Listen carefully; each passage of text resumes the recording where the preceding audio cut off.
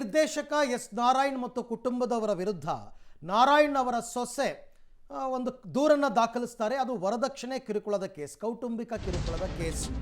ಈಗ ಎಸ್ ನಾರಾಯಣ್ ಅವರ ಪತ್ನಿ ಭಾಗ್ಯವತಿ ಮತ್ತು ಪುತ್ರ ಪವನ್ಗೆ ಪೊಲೀಸರು ನೋಟಿಸನ್ನು ಕೊಟ್ಟಿದ್ದಾರೆ.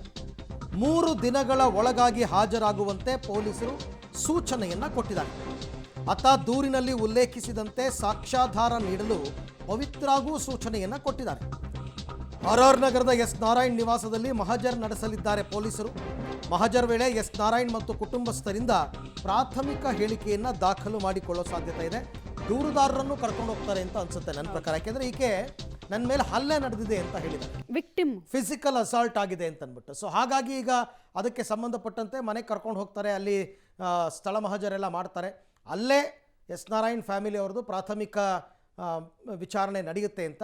ಬಟ್ ಈಗ 3 ದಿನಗಳ ಒಳಗಾಗಿ ವಿಚಾರಣೆಗೆ ಹಾಜರಾಗಬೇಕು ಅಂತ ಪೊಲೀಸರು ನೋಟಿಸನ್ನು ಕೊಟ್ಟಿದ್ದಾರೆ. ನಿನ್ನೆ ಅಷ್ಟೇ ಇದು ವಿಚಾರ ಬೆಳಕಿಗೆ ಬಂದಿತ್ತು. ಎಸ್ ನಾರಾಯಣ್ ಅವರ ಕುಟುಂಬದ ವಿರುದ್ಧ ಅವರ ಸೊಸೆನೇ, ಅಂದರೆ 2ನೇ ಮಗನ ಹೆಂಡತಿನೇ ಕೊಟ್ಟಂತಹ ದೂರು. ಬಟ್ ಎಸ್ ನಾರಾಯಣ್ ಅವರು ರಿಯಾಕ್ಟ್ ಮಾಡಿದರು. ಆಕೆ ಮನೆ ಬಿಟ್ಟು ಹೋಗಿ 1.5 ವರ್ಷ ಆಗಿದೆ, ಬಟ್ ಈಗ ಯಾಕೆ ಕೊಟ್ಟಿದ್ದಾರೆ ಗೊತ್ತಿಲ್ಲ, ನೋಡೋಣ, ಫೇಸ್ ಮಾಡ್ತೀವಿ ಅಂತೆಲ್ಲ ಹೇಳಿದರು. ಈ ಬಗ್ಗೆ ಮತ್ತಷ್ಟು ಮಾಹಿತಿ ನನ್ನ ಕೊಲೀಗ್ ನಾಗೇಶ್ ಅವರಿಂದ ಪಡ್ಕೊಳ್ಳೋಣ. ನಾಗೇಶ್, ಈಗ ದೂರುದಾರರನ್ನು ಕರ್ಕೊಂಡು ಎಸ್ ನಾರಾಯಣ್ ಮನೆಗೆ ಹೋಗಿ ಸ್ಥಳ ಮಹಜರ್ ಯಾವಾಗ ನಡೆಯುತ್ತೆ, ಮತ್ತು ಎಸ್ ನಾರಾಯಣ್ ಫ್ಯಾಮಿಲಿ ಅವರು ಮತ್ತೆ ಸ್ಟೇಷನ್ಗೆ ಬಂದು ಯಾವಾಗ ವಿಚಾರಣೆಯನ್ನು ಎದುರಿಸ್ತಾರೆ ಅಂತ? ಅರವಿಂದ್, ಎಸ್ ನಾರಾಯಣ್ ಕುಟುಂಬದವರ ವಿರುದ್ಧ ಅವರ ಸೊಸೆ ದೂರನ್ನು ಕೊಟ್ಟಿದ್ರು. ಲೈಂಗಿಕ ಬಹಳ ಪ್ರಮುಖವಾಗಿ ವರದಕ್ಷಿಣೆ ಕಿರುಕುಳ ಆರೋಪದ ಮೇಲೆ ದೂರನ್ನು ಕೊಟ್ಟಿದ್ರು. ಆ ಹಿನ್ನೆಲೆಯಲ್ಲಿ ಜ್ಞಾನಭಾರತಿ ಪೊಲೀಸ್ ಠಾಣೆಯಲ್ಲಿ ಎಸ್ ನಾರಾಯಣ್ ಮತ್ತು ಅವರ 2ನೇ ಮಗ ಪವನ್ ಮತ್ತು ಅವರ ಎಸ್ ನಾರಾಯಣ ಧರ್ಮಪತ್ನಿಯವರ ವಿರುದ್ಧ FIR ದಾಖಲಾಗಿತ್ತು. ಈಗಾಗಲೇ ಪೊಲೀಸರು ಪ್ರಕರಣದ ತನಿಖೆಯನ್ನು ಚುರುಕುಗೊಳಿಸಿರುವಂಥದ್ದು.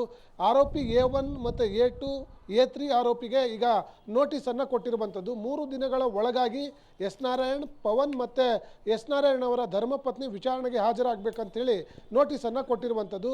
ಒಟ್ಟು 3 ದಿನಗಳ ಒಳಗಾಗಿ ಅವಕಾಶ ಕೊಟ್ಟಿರೋ ಹಿನ್ನೆಲೆಯಲ್ಲಿ ಅವರಿಗೆ ಸಂಪರ್ಕವನ್ನು ಮಾಡಿ ಮಾಹಿತಿಯನ್ನು ಕೊಡುವ ಕೆಲಸವನ್ನು ಕೂಡ ಮಾಡಿದ್ದಾರೆ ಅನ್ನುವಂಥ ಮಾಹಿತಿ ಇರುವಂಥದ್ದು. ಅದರ ಜೊತೆಗೆ ಇವರ ಹೇಳಿಕೆಯನ್ನು ಪಡೆದುಕೊಂಡ ಬಳಿಕ ಅವರ RR ನಗರದಲ್ಲಿರುವಂಥ ಮನೆಗೆ ಹೋಗಿ ಮಹಜರ್ ಮಾಡಲಿಕ್ಕೆ ಮುಂದಾಗಿರುವಂಥದ್ದು. ಇದರ ಜೊತೆಗೆ ಈಗಾಗಲೇ ಪವಿತ್ರ ಅವರು ಏನು ದೂರನ್ನು ಕೊಟ್ಟಿದ್ರು, ದೂರಿನಲ್ಲಿ ಉಲ್ಲೇಖ ಮಾಡಿರುವ ಅಂಶಗಳು, ಅದಕ್ಕೆ ಸಂಬಂಧಪಟ್ಟಂಥ ಪೂರಕ ದಾಖಲೆಗಳನ್ನು ಕೊಡಲಿಕ್ಕೆ ಅವರಿಗೂ ಕೂಡ ಸೂಚನೆಯನ್ನು ಕೊಟ್ಟಿದ್ದಾರೆ ಅನ್ನುವಂಥ ಮಾಹಿತಿಗಳು ಕೂಡ ಇರುವಂಥದ್ದು. ಹಾಗಾಗಿ ಪವಿತ್ರ ಬಳಿ ಈಗಾಗಲೇ ಪ್ರಾಥಮಿಕವಾಗಿ ಹೇಳಿಕೆಯನ್ನು ಪಡೆದುಕೊಂಡಿರುವ ಪೊಲೀಸರು ಅವರು ದೂರಿನಲ್ಲಿ ಉಲ್ಲೇಖ ಮಾಡಿರುವಂಥ ದಾಖಲೆಗಳನ್ನು ಕೊಡಲಿಕ್ಕೆ ಹೇಳಿರುವಂಥದ್ದು. ಅದರ ಜೊತೆಗೆ ಈ 3 ವಿಚಾರಣೆ ಇವತ್ತು ಅಥವಾ ನಾಳೆ ವಿಚಾರಣೆ ಹಾಜರಾಗುವ ಸಾಧ್ಯತೆಗಳು ಕೂಡ ಹೆಚ್ಚಾಗಿದೆ ಅನ್ನುವಂಥ ಮಾಹಿತಿಗಳು ಇರುವಂಥದ್ದು. ಅರವಿಂದ್, ಈಗ ಎಲ್ಲರೂ ಬೆಂಗಳೂರಿನಲ್ಲೇ ಇದ್ದಾರಾ? ಎಸ್ ನಾರಾಯಣ್ ಅವರ ಮಗ ಇರ್ಬೋದು, ಎಲ್ಲರೂ ಕೂಡ ಬೆಂಗಳೂರಿನಲ್ಲೇ ಇದ್ದಾರಾ ನಾಗೇಶ್? ಮಮತಾ, ಖಂಡಿತವಾಗ್ಲೂ ಈಗಾಗಲೇ ಪೊಲೀಸರು ಪ್ರಾಥಮಿಕವಾಗಿ ಮಾಹಿತಿಯನ್ನು ಪಡೆದುಕೊಂಡಿರುವ ಕಾರಣಕ್ಕಾಗಿ ಅವರು ಬೆಂಗಳೂರಿನ RR ನಗರದಲ್ಲಿರುವಂಥ ಅವರ ಮನೆಯಲ್ಲಿ ವಾಸವಾಗಿದ್ದಾರೆ ಅನ್ನುವಂಥ ಮಾಹಿತಿಗಳನ್ನು ಕೂಡ ಪಡ್ಕೊಂಡಿರುವಂಥದ್ದು. ಪವನ್ ಮತ್ತು ಎಸ್ ನಾರಾಯಣ್ ಎಲ್ಲರೂ ಕೂಡ RR ನಗರದ ನಿವಾಸದಲ್ಲೇ ಇದ್ದಾರೆ ಅನ್ನುವಂಥ ಮಾಹಿತಿ ಈಗಾಗಲೇ ಜ್ಞಾನಭಾರತಿ ಪೊಲೀಸರಿಗೆ ಇರುವಂಥದ್ದು. ಹಾಗಾಗಿ ಅದೇ ಮನೆಗೆ ಹೋಗಿ ನೋಟಿಸನ್ನು ಕೂಡ ಕೊಟ್ಟು ಬಂದಿದ್ದಾರೆ ಅನ್ನುವಂಥ ಮಾಹಿತಿಗಳಿರುವಂಥದ್ದು. 3 ಜನಕ್ಕೂ ಕೂಡ ಒಂದೇ ಮನೆಯಲ್ಲಿರುವ ಕಾರಣಕ್ಕಾಗಿ ಅಲ್ಲೇ ನೋಟಿಸನ್ನು ಕೊಟ್ಟು 3 ದಿನಗಳ ಒಳಗಾಗಿ ವಿಚಾರಣೆಗೆ ಹಾಜರಾಗಬೇಕು ಅಂತ ಹೇಳಿ ಮಾಹಿತಿಯನ್ನು ಕೊಟ್ಟಿದ್ದಾರೆ ಅನ್ನುವಂಥ ವಿಚಾರಗಳು ಕೂಡ ಗೊತ್ತಾಗಿರುವಂಥದ್ದು. ಮಮತಾ, ಓಕೆ, ಥ್ಯಾಂಕ್ ಯು ತಮ್ಮ ಎಲ್ಲ ಮಾಹಿತಿಗೆ ನಾಗೇಶ್, ಧನ್ಯವಾದ.